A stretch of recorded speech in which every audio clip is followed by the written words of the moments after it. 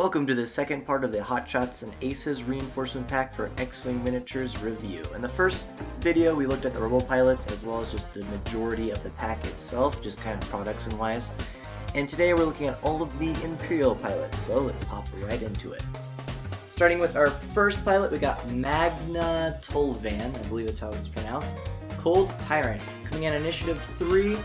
While you have 2 or fewer stress tokens, you can perform white actions even while stressed.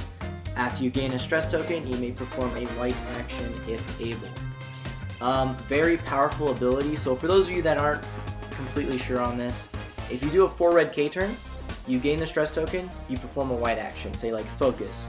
And then you still have your perform action step, so using the above portion of her ability, you can then perform an evade action because you have 2 or fewer stress tokens still. Which is great, so basically giving her a stress token, she gets an extra action on top of the one she already got. So a 4 red K turn, focus evade, or focus barrel roll, or if you have targeting computer, focus target lock. That being said, her upgrade bar is 1 cannon upgrade, 1 modification upgrade, and 1 talent upgrade. So you actually won't be able to take a target lock for a missile, but you can for a cannon. Her loadout value is 10 points, so targeting computer, disciplined, and ion cannon fits very nicely. Or heavy laser cannon if you want to go for more damage, but risk not getting the bullseye shot. Overall, very strong. I can see her being great ion support with just focus target lock ion every other round and focus ion every round in between. Yeah, ion-wise, great. She is only 3 squad points because of course she's a TIE fighter, and at the end of the day, she is just a TIE fighter. 3 hit points, knocks her off the table. She's got 3 defense dice, but if you're not focusing invading, it's not 100% worth it. Yeah, she can be good. I don't know, she's a TIE fighter though, and I feel like at 3 initiative, she's, I don't know, kind of weak a little bit. She'll be good to fly, fun to fly. Ion cannon strat's great, but I don't know. We'll see. We'll see. Our next Imperial pilot is yet another TIE fighter, Eureka Quell, Consumed by Duty, also Initiative 3. And her ability, after you fully execute a maneuver, you may acquire a lock on an enemy ship in your bullseye. I think that says enough. Very good ability if she has a missile slot, and she does.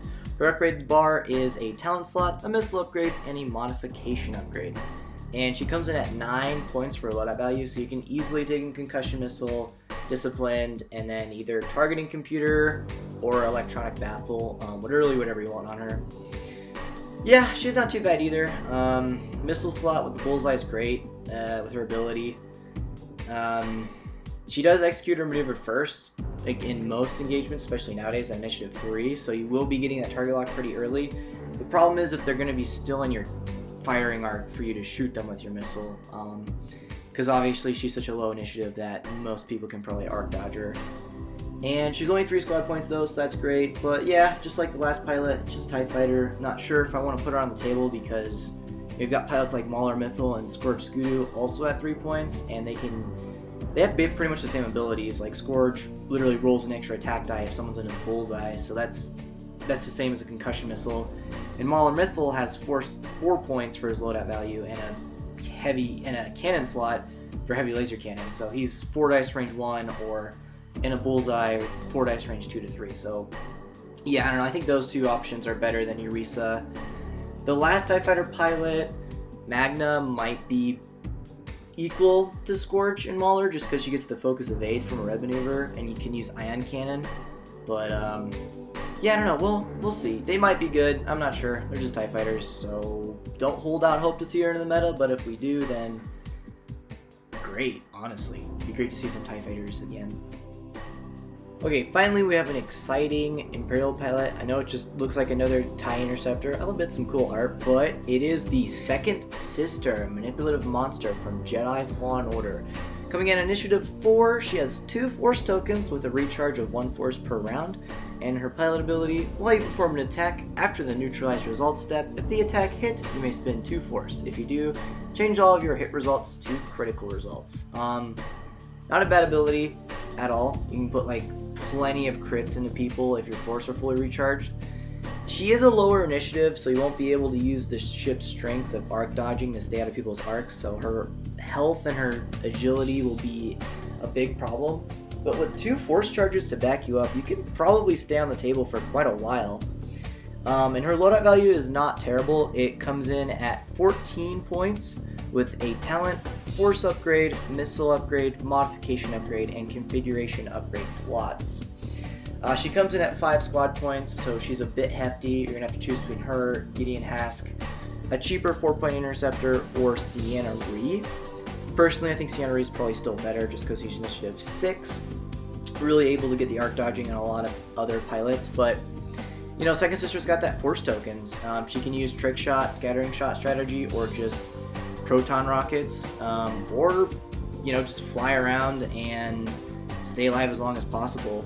She'll be interesting to see on the table. I don't know if she's going to be meta, because like I said, 4 initiative at the end of the day is just meh, even if you have force charges. But I definitely think she'll be fun to fly, and will be a harassment in general, because yeah, 2 force charges and interceptor. That's interesting. We'll see what she does. We'll see what people do with her. Our next pilot is a TIE Advanced pilot that did not make the cut into 2.0 from 1.0, and is a fan favorite of the people that played the Force Unleashed games like me. That is Juno Eclipse, Coolidge's finest. At initiative 5, after you perform an action, you perform a red boost action, and obviously the normal ship ability of the TIE Advanced, where it gets to roll an extra attack die if it has target lock. Very, very strong. I like this pilot ability. It's definitely different to what she used to have, which is now, I think, Ved Falso's pilot ability in the other TIE Advance, and he's currently banned from the game, so you can't play him in tournaments at least. But Juno is great. It's great to see her back in the game. At a good initiative for the game too, and she's got a very, very strong pilot ability for the TIE Advanced, as well as like the action bar. Obviously, you don't see a boost on there.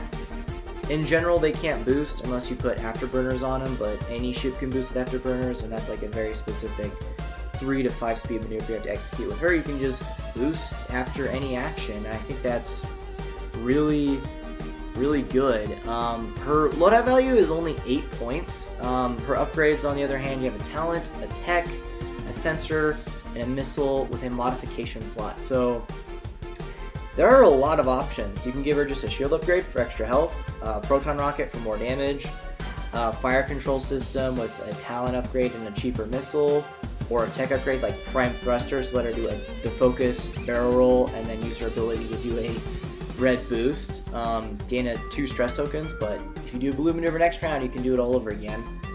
Or you just do focus boost and then a 2 white hard boost. Because it is important to note that she is still in the TIE Advanced, so her blue maneuvers aren't great. I believe they have the 1 banks, 2 banks, 2 forward, and 3 forward. So not exactly the best dial for losing stress, but if you have prime thrusters, those white turns no longer are a problem. You can still barrel roll and boost with those. You just have to keep in count of the amount of stress tokens you're gaining.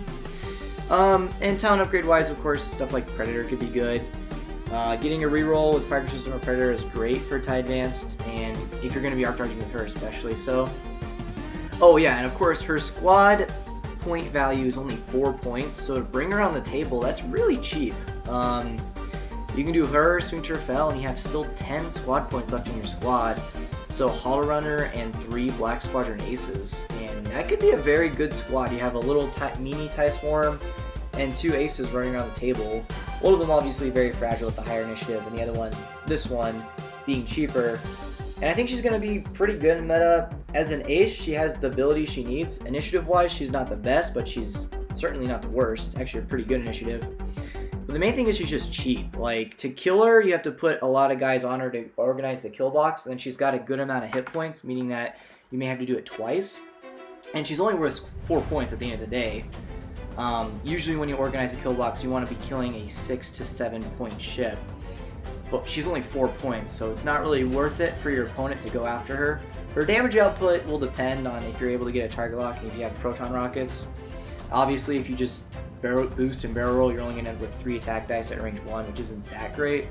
But if you're able to get that target lock, then it's 4 dice with a hit to a crit. So yeah, she could potentially be very, very good in meta. Just because of her really cheapness. So I like it. I definitely think we'll see her in meta. Not sure how far she'll go, but we'll definitely see if she's good. And of course, our last Imperial pilot has had no problem proving himself to be very invaluable to Imperial squads, winning 4 of the last 5 tournaments, maybe 6 now. I don't know. That was something I heard from a week ago. So I don't know. Anyways, he's won a lot of tournaments so far, or at least he's been in the top 5 in a lot of tournaments. So he's getting really far.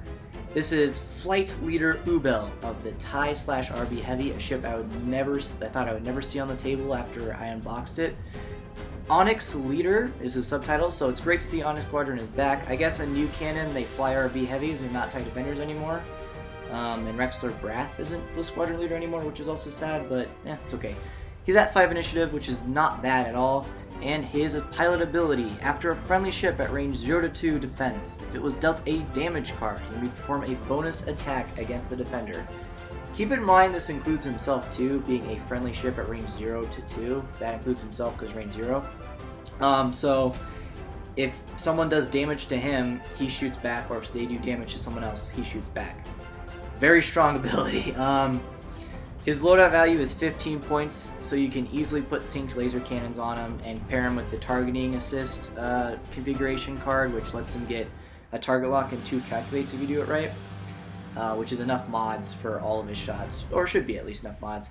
He's only 5 squad points as well. The rest of his upgrade bar is a talent upgrade, a cannon upgrade, a gunner upgrade, a modification upgrade, another modification upgrade, and of course the configuration slot. So yeah, he's got a lot of power behind him. Coming in at only 5 squad points, that's really good. For a beefy boy like this, obviously that's great. Your alternative is flying a TIE Interceptor pilot, so really is a change of pace. It's either fly a beefy boy that can take a lot of hits and dish a lot of damage from taking those hits, or fly just a kind of a ship that needs to survive, and it's gonna do some good damage, but you really need to fly it well in order to do well with it. But overall, yeah, this is, I can see why he's winning so many tournaments, because if he shoots twice, average damage results, he should be, against, say, an X-Wing, he should be doing 4 to 3 damage to that X-Wing, bringing down to half points, meaning an ace can finish it off. So obviously I think him with TIE Swarms is great. Him with aces is also really good, because if they go for this guy, he's going to get 2 shots off before he dies. Very strong. And with those extra 2 shots, probably help the aces kill at least 2 ships that turn, so he's training in his life for another life, which is always really great. That's what you expect from wingmans that aren't aces, that are flying alongside aces. So yeah, this guy fits into a lot of different type of meta lists. Yeah, I don't think this guy is going to ever go away until they increase him to like 6 squad points, or decrease his loadout to like 7. Then he might be hurt enough, but until then, he's good, and I don't honestly think he needs to be nerfed that much. It is 2 attacks, but it's not like very, very strong. It is obviously still up to the dice if they want to roll well or not. So yeah, I definitely like him. I'm glad the RB is back on the table. The RB pilots we had lined up were pretty decent, just they weren't the best, and there was better alternatives, and just the ship itself wasn't better than the TIE Bomber, but this pilot is certainly better than the TIE Bomber pilots, and really makes his platform work really, really well as the TIE Brute, shooting twice if you shoot back at it, which is awesome. And that'll be the end of this part of the review. Next time we'll take a look at all 5 of the Scum pilots of the Hot Shots and Aces 2 expansion pack. So stay tuned for that one, and yeah, we'll see you next time. May the Force be with you, good luck, and get rock and rolling.